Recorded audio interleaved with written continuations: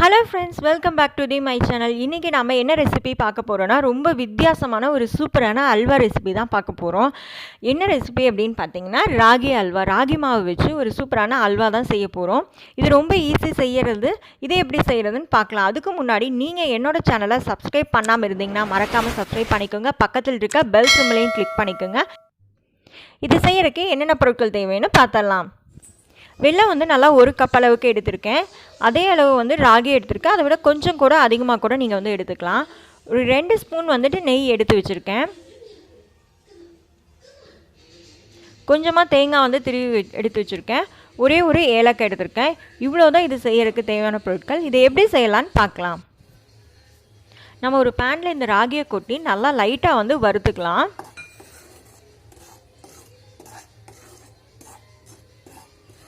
நம்ம இதில் தண்ணி எதுவுமே சேர்க்காமல் லைட்டாக இப்படி வந்து வறுத்து எடுத்துக்கலாம். நீங்கள் வந்து கையிடாமல் லைட்டாக வந்து கலரி விட்டுட்டே இருக்கணும். இல்லை அப்படின்னா வந்து மாவாக இருக்கிறனால வந்துட்டு டக்குன்னு வந்துட்டு அடி வந்து பிடிச்சிரும். நல்லா ஓரளவுக்கு மாவு சூடானதுக்கு அப்புறமேல் வந்துட்டு நம்ம எடுத்துக்கலாம்.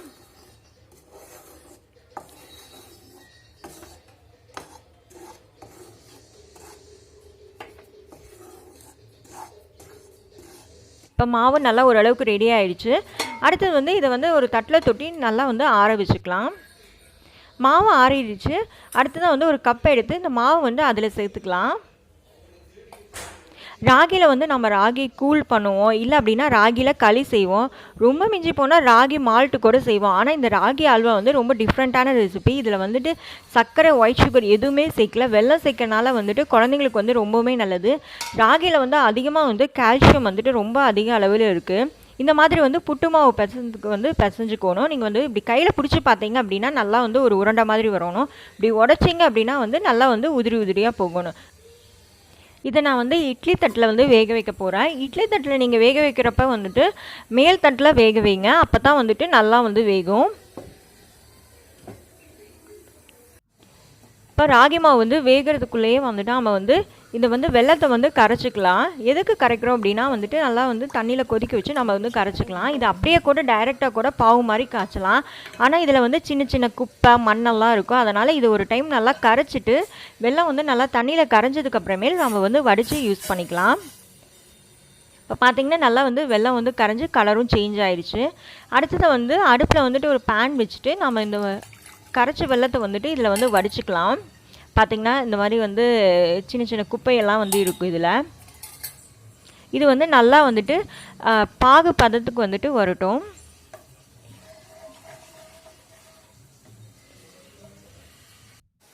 வெல்லம் வந்து நல்லா கொதிக்க ஆரம்பிச்சிருச்சு. நான் வந்து ராகி மாவு வந்து வேக வச்சு எடுத்து வச்சது வந்து இந்த மாதிரி இருக்குது. இது வந்து சின்ன சின்ன கட்டியாக கூட இருக்கும்.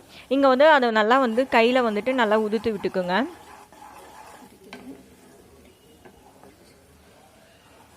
இப்போ வெல்லம் கொதிக்கிறப்பவே வந்துட்டு ஒரு சின்னதாக ஒரு கப்பில் வந்துட்டு தண்ணி எடுத்து வச்சுக்கலாம். அது வந்து உருண்டை பதம் வர அளவுக்கு பார்த்துக்கிற அளவுக்கு. இப்போ வந்து வெல்லம் வந்து நல்லா கரைஞ்சி ஓரளவுக்கு கெட்டியாக ஆரம்பிச்சிருச்சு.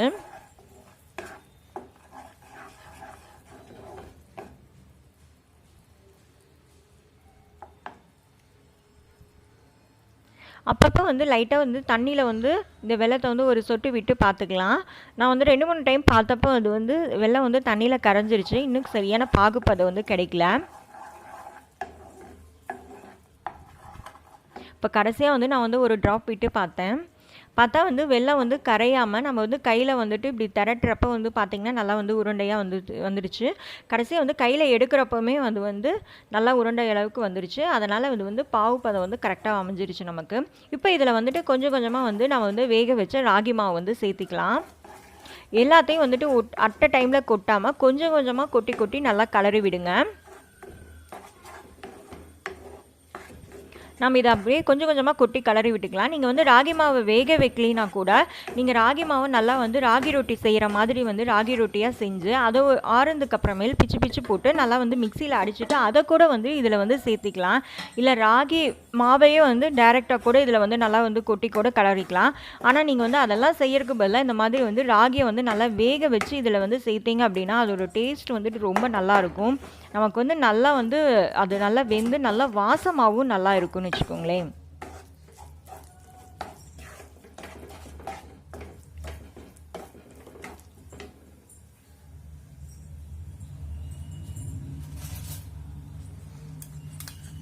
இப்போ நம்ம எடுத்து வச்சுருக்க நெய்யை வந்துட்டு நடுவில் விடாமல் சுற்றி சைடில் வந்துட்டு அப்படியே எல்லா பக்கமும் படுற மாதிரி வந்துட்டு நெய்யை வந்து விட்டுக்கலாம்.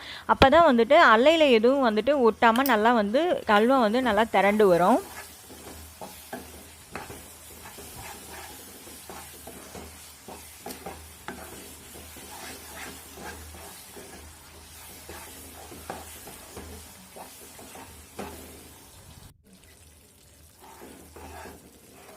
நல்லா வந்து ராகி மாவு வந்து அந்த நெய்யை வந்து நல்லா உறிஞ்சிருச்சு. நல்லா வெந்ததுக்கு அப்புறமேல் வந்துட்டு அந்த நெய் வந்துட்டு நல்லா வந்து வெளியே வந்து வர ஆரம்பிச்சிரும். இது கூடவே வந்து ஒரு ஏலக்காவும் தட்டி சேர்த்துட்டு நம்ம எடுத்து வச்சுருக்க தேங்காயும் இது கூட சேர்த்து நல்லா வந்து கலர ஆரம்பிச்சிடலாம். நீங்கள் இதில் தேங்காய் சேர்க்காம கூட வந்துட்டு செய்யலாம்.